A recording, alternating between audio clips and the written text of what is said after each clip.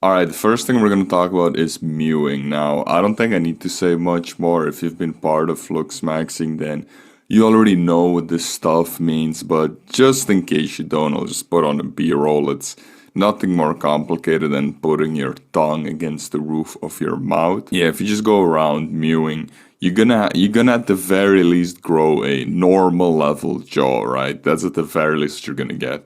But because all the bullshit surrounding this, because it doesn't work after your puberty, pretty much once you're 18, this is bullshit. But other than that, there's not much to be said about this, so be it there. Alright, next is UUDD and thumb pulling. Now, I wanted to put both of these in the same tier list. I could also include bone smashing here and all that other stuff. And the reason I wanted to include all these in one tier is that, alright, so thumb pulling got big, I believe, because of this dude called Oscar Patel. Now, I went up and looked up who Oscar Patel is, and I'm sure he's a great YouTuber and all that stuff. I don't watch his videos, but I'm sure he's a great YouTuber.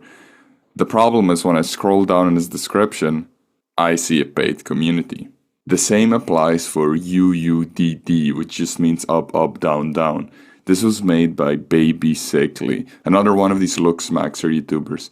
You go to his videos, you see a paid product. Do you see the link here?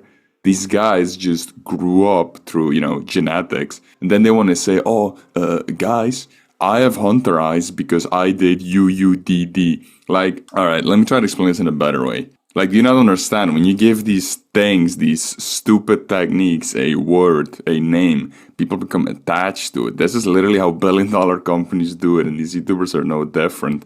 This is why that little female robot voice you talk to on your iPhone isn't just called a voice, it's called Siri.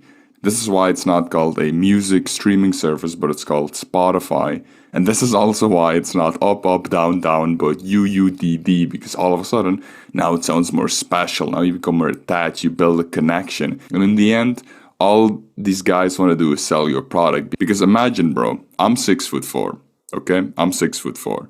Imagine if I told you, guys, the reason I'm 6'4" is because I stretched my spine when I was sick. Even when I didn't do it, I could just sell you that lie. I could. I know I could, because all I have to do is put a picture on the left, just like all these thumbnails you see.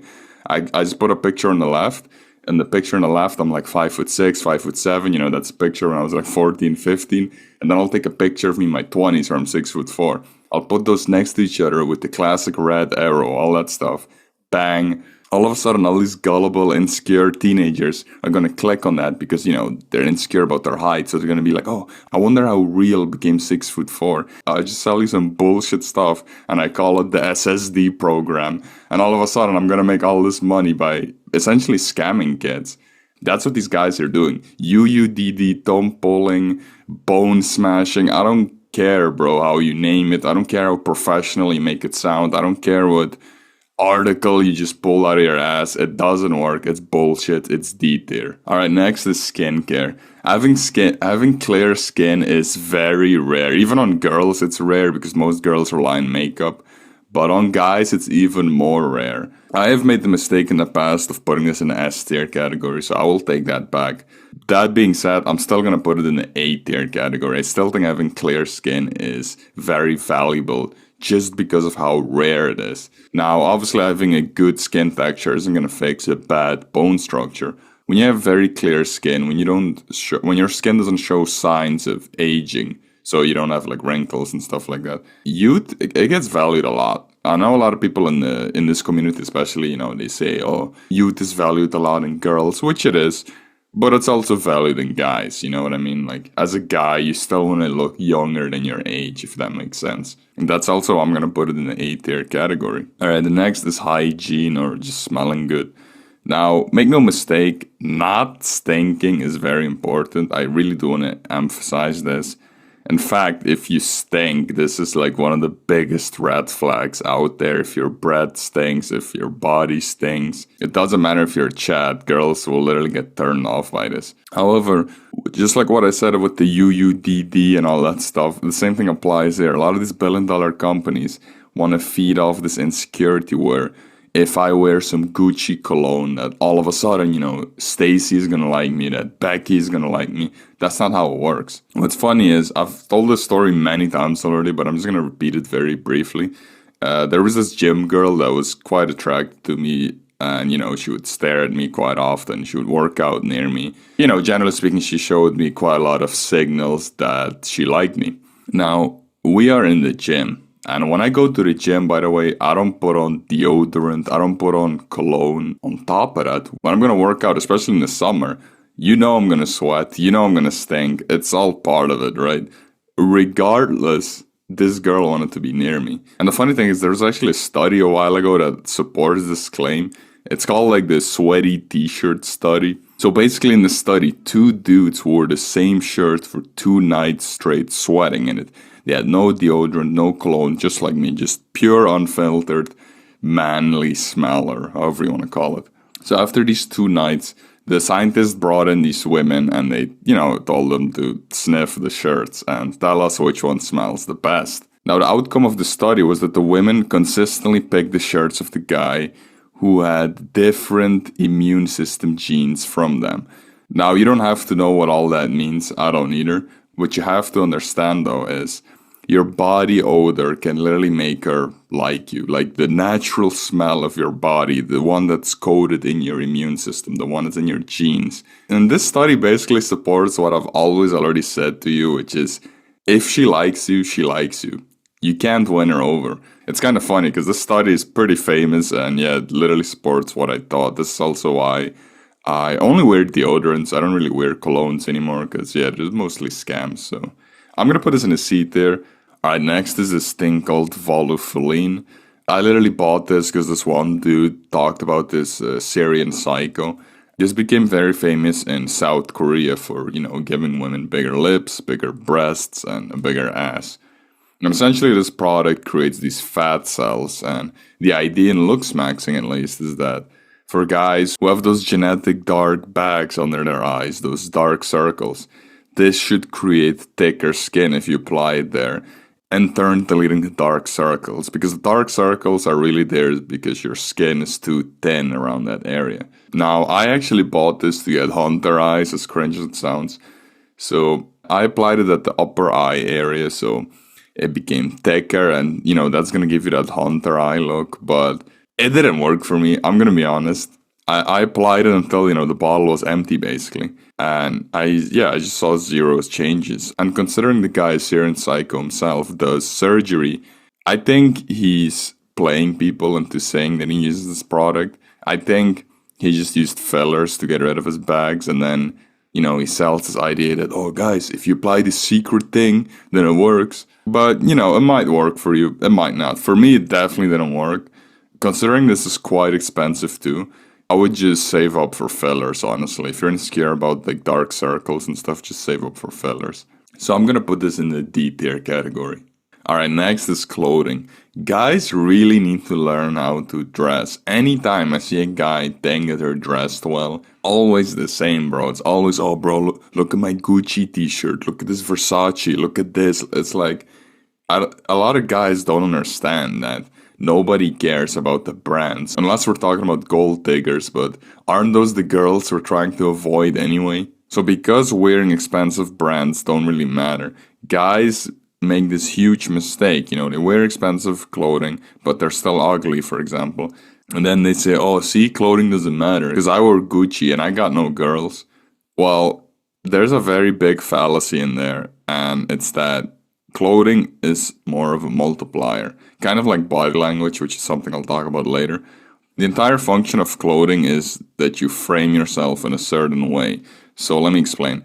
I've already said that, I'm quite a tall guy, but you can actually give this illusion that you're actually tall if you dress yourself in a certain way. For example, if you wear your pants low as a tall guy, you actually appear shorter. Even if you're, factually, let's say 6'5", 6'6", whatever it is. If you wear your pants low, when someone sees you from a distance, you're not gonna look as tall as you actually are. And things that I did to, appear even taller is, for example, I wear long coats, I wear those striped shirts, I wear waist-high pants because all these clothing enhance the fact that I'm tall. Obviously, it's not that if you wear this clothing, magically you're gonna become taller. That's not what I'm saying. It's more about selling the solution. Basically, like, have you noticed when you wear a suit, suits naturally make your waist appear smaller, but your shoulders wider. They almost give you a fake V taper, even if you don't work out. And clothing needs to serve that purpose, so whatever your strength is in your body, you know, for example, if you have a wide frame, I'm sure there's clothing that enhances that. This is how you should treat clothing. You shouldn't buy it for brands. You should wear clothing that enhances your body. That's it. However, because clothing is a multiplier, I'm going to put this at the B tier at max. Because, like I said, if you're ugly, if you have like very bad genes, let's just say it the way it is, right? So if you're ugly, you're short, you have a bad frame, clothing won't do anything. Next is the gym. I don't think I need to say more about this either. Just make sure you don't become an ogre. Women don't care about Sam Sulek. Women only care about that Brad Pitt Fight Club body. That's the body you should be aiming for. That's also a body that's way easier to achieve, way cheaper. You don't have to spend all this money on bulking. The only other two things I want to say about the gym is that women, generally speaking, look less at bodies than men. Studies also show this. When you go around wearing clothing, women will notice maybe your clothing, maybe your watch, maybe your shoes, but they don't really care about your body as a whole. They mostly look at your face. However, with a shirtless picture, women do look at your body, which, I mean, it's kind of obvious. When you look at these studies, the most important muscle at that point becomes the abs, the six-pack, which is also why everyone and their mom wants a six-pack, because it's the instant seller. So if there's one muscle that you should get if you just want to thin their max or whatever, is get a six-pack. Get yourself some abs, because that's what women will look at instantly. But yeah, having said all that, I'm going to put gym in the beat there, because on our day-to-day lives, you know, we're walking around with clothing on. And when we're walking around with clothing on, they're going to look at our faces, not at our bodies. So beat there. Chewing whole foods. This is mostly the same as mewing, as in it's mostly useful when you're young. However, there is hard proof that shows that chewing whole foods works, as in it allows your face to fully develop. And these studies show that basically, you know, for example, the Native Americans, they had these wide skulls because they ate whole foods. But then when they got discovered by the white man and they got introduced to all this plastic food, all this synthetic food, what you'll find is that within 1 or 2 generations, they start having this deformed skull, you know, deformed teeth, all these issues, all because they stopped eating whole foods, all because they started eating bullshit. And the fact that this has happened to many of these tribes, you know, if it was just one tribe, I would be like, oh yeah, that's just, you know, coincidence. But the fact that it has happened to so many of these tribes tells me that, yeah, this is true. But I have to remind you that this only does work in your formative years, just like mewing. Because after you're 18, 19, your bones, they aren't as malleable anymore. They're not going to change as much, so yeah, beat there. Wearing contacts. Now, this depends entirely on your eye area, and it also depends on what kind of niche you want to build yourself into. So, for example, if you want to go for a nerdy look, obviously you're going to need glasses. If you got a very good eye shape, like hunter eyes, I would also highly recommend you to wear contacts, because then you can show them off. But this also works the other way around. Glasses can hide bad features. If you have dark circles, like those genetic dark circles, a quite cheap fix to this is to just wear glasses. Maybe if you also have bug eyes, I would also just wear glasses. So for that reason, I'm just going to put this in the beat there, you know. It's 50-50. It depends on how you look. Now, what I just said to glasses literally also applies to beards. Let me explain. If you have a very sharp jawline, you better walk around clean shaven and show off that jawline, because it's one of the most sought after features by women. I've said this already a bunch of times, but it's hair, eyes, jaw. Those are the main 3. If you have a very sharp jawline, you have 1 out of the 3 attractive features, so why the fuck would you hide it? Conversely, if you have a weak jawline, a beard can help you basically fake a jawline, if that makes sense. I'll put some pictures on the screen so you see what I mean. But beards do definitely help with this. Beards can definitely make your face appear more angular, give you that illusion. But I did look around a little bit, and I did find some studies that say that the stubble is the best beard, and Maybe it is, maybe it isn't, but I think it depends more on your bone structure. I think a stubble obviously is going to look better on Brad Pitt than it does an average male, right? Because Brad Pitt has that wide jawline, but the average male has this gay alien skull. So I don't think a stubble is objectively the most attractive, like a lot of these studies say. I think in the end, it just depends on your bone structure. And just like with glasses, I'm going to put this in B tier because you're just going to have to see, if you have a weak jawline, definitely grow out the beard, definitely, fraud it, hide it. But if you have a strong jawline, definitely keep it clean shaven. All right, the next is hair regrowth medicine. So this includes hair transplant, finasteride, minoxidil. Now, I already mentioned to you that there are 3 things women value a lot. At least when we're describing a face. That is the jaw area, the eye area, and the hair. Obviously, hair being a third of a good face means that automatically this is going to be put in the S tier category. Now, for all the copers who keeps telling themselves that Jason Statham is bald and he looks good and he gets women, you don't have a skull like Jason Statham. I'm going to keep repeating this until people start getting it. You don't have a skull like Jason Statham. You don't have a warrior skull. You don't have a wide jawline. You don't have a thick brow ridge. You don't have high set cheek. You don't have any of these. You have this gay alien skull that a lot of people in the West have because we're fed with these microplastics and it just fucks up our hormones. And because of that, our skulls are like underdeveloped. And even if you're attractive, right? Let's just say even if you're attractive. I would say Matthew McConaughey is a fairly handsome man. I'll put a picture on screen, but even when he's bald, he still mogs most men. But still, with hair, he looks better than bald. It's just a universal truth. With hair, you just look better than bald. That's just end of story. I don't even know why this is a discussion. Hair is just better, man. It's just objectively better done. This shouldn't be a discussion. The only reason this is a discussion is because bald men are coping. So, S there. Next is surgery. Now, surgery is the only way to change your bone structure. I know a lot of people say, oh, go to the gym, become lean. And you should definitely do those things first before you even attempt surgery. But for a lot of guys, we're not Chris Pratt. Chris Pratt can go to the gym and have this wide jawline and now he looks like a Chad. But for a lot of guys, when they go to the gym, they're still, I wouldn't say ugly, but they're still like bang average, even after going to the gym. Because everyone has this, dream where, oh, after I go to the gym, I'm going to look like Brad Pitt and this. And yeah, your body might look like Brad Pitt, but not your face, because you don't have the bone structure. And surgery is the fix for this. Now, honestly, there are so many specific surgeries for specific parts of your face that I could make an entire video about this topic. Just remember that study that I showed you earlier. Women predominantly look at men's faces. They don't look at our bodies. So because surgery can fix our face, this is also going into the S tier category. Surgeries can literally give you, for example, a wider jaw. Or, the hair transplant that I named earlier is also technically a surgery. So yeah, S tier. I don't think there needs to be more said about this. Next are shoe lifts. Shoe lifts are very cheap and they give you free height from about 1 inch to 2 inches to maybe even 3 inches. But I think that's stretching it. I think if you do 3 inches, people will notice. But regardless, shoe lifts are very cheap. They're accessible. Basically, anyone can buy them. The only issue with shoe lifts is honestly your mindset. People have this issue when they wear shoe lifts that, oh, I'm faking my height. I'm being insecure. Remember that you should never get shamed by normies. Every normie looks up to Brad Pitt. They look up to Chris Hemsworth.